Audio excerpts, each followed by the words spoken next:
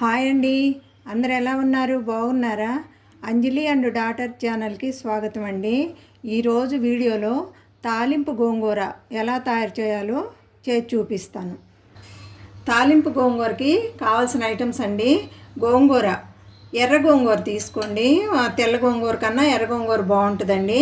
అది నేను medium size కట్ట ఒకటి తీసుకున్నానండి. తర్వాత ఈ వెల్లుల్లిపాయలు ఒక 12 రెబ్బలు, 2 రెబ్బలు కరివేపాకు, ఇంగువ, ఒక మీడియం సైజు పెద్ద ఉల్లిపాయ, 2 ఎండుమిర్చి, ఒక 2 స్పూన్లు కారం, 1/2 స్పూన్ పసుపు, కొంచెం మెంతులు, ఒక 1/2 స్పూన్ ఆవాలు, మన రుచికి సరిపడా సాల్ట్, ఒక 3 టేబుల్ స్పూన్లు ఆయిల్. ముందుగా తాలింపు గోంగూర తయారు చేయడానికి ముందుగా గోంగూర బాగా శుభ్రంగా 3-4 సార్లు కడిగి పేపర్ మీద ఫ్యాన్ కింద పెట్టి తడంతా ఆరిపోయేట్టు ఆరబెట్టుకోవాలండి. స్టవ్ వెలిగించి బాండీ పెట్టి 3 స్పూన్లు ఆయిల్ వేసానండి. ఆయిల్ వేడెక్కింది. ఇప్పుడు ఆవాలు వేసుకున్నాము. తర్వాత ఎండుమిర్చి, ఆ తర్వాత వెల్లుల్లిపాయలండి.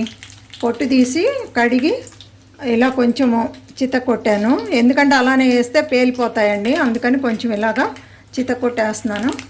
వెల్లుల్లి, తర్వాత కొంచెం ఇంగువ,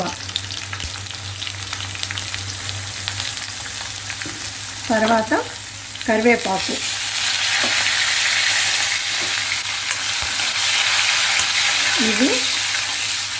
ఈ వెల్లుల్లిపాయ చక్కగా వేగాలండి. గోంగూర తడి లేకుండా ఉండాలండి.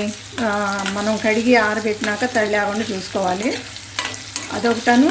ఈ తాలింపు గోంగూరకి గోంగూర తెల్ల గోంగూర వద్దండి, కొండ గోంగూర అంటారు, ఎర్రగా ఉంటుంది కాడ. ఆ గోంగూర వాడండి, అది పులుపు ఉంటుంది. పులుపు ఉంటే బాగుంటుందండి. ఇప్పుడు ఏగిపోయినాయండి. ఇదిగోండి, ఉల్లిపాయ శుభ్రంగా కడిగి ముక్కలు కట్ చేసుకున్నాను. వేద్దాం.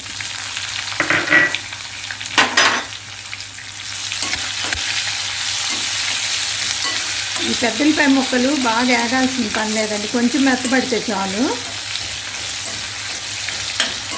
ఇదిగోండి, పెద్ద ఉల్లిపాయ ముక్కలు వేగాయండి. ఇప్పుడు శుభ్రంగా కడిగి ఫ్యాన్ కింద తడి లేకుండా ఆరబెట్టిన గోంగూర,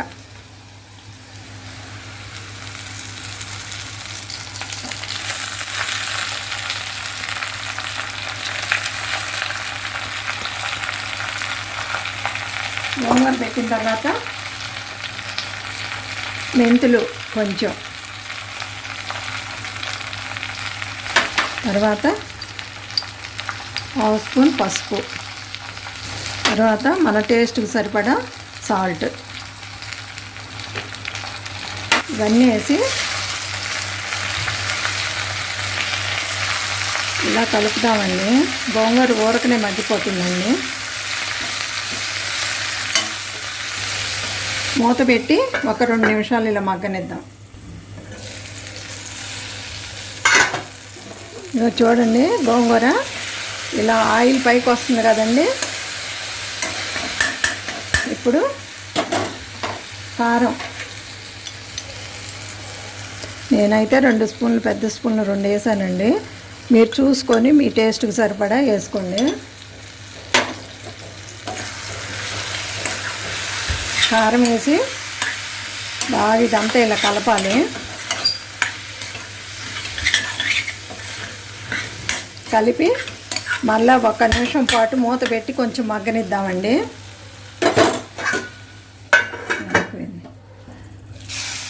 ఇదిగోండి, 1 మినిట్ తర్వాత గోంగూర ఇలా మగ్గిపోయిందండి.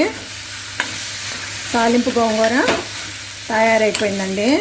మంట ముందు మీడియంలో పెట్టుకోండి, గోంగూర వేసిన తర్వాత సిమ్లో పెట్టండి. అంతేనండి, ఎంతో రుచిగా ఉండే తాలింపు గోంగూర తయారైపోయిందండి. వేడివేడి అన్నంలో ఈ గోంగూర ముద్దపప్పు నెయ్యి వేసుకొని తింటే చాలా చాలా బాగుంటుందండి. నచ్చితే మీరు కూడా ఒకసారి ట్రై చేయండి. చూశారు కదండి తాలింపు గోంగూర ఎలా తయారు చేయాలో. నచ్చిందా అండి మీకు? నచ్చితే మా వీడియోని లైక్ చేయండి, షేర్ చేయండి. మర్చిపోకుండా మా ఛానల్ని సబ్స్క్రైబ్ చేసుకోండి. మా వీడియో చూసినందుకు మీ అందరికీ ధన్యవాదాలు.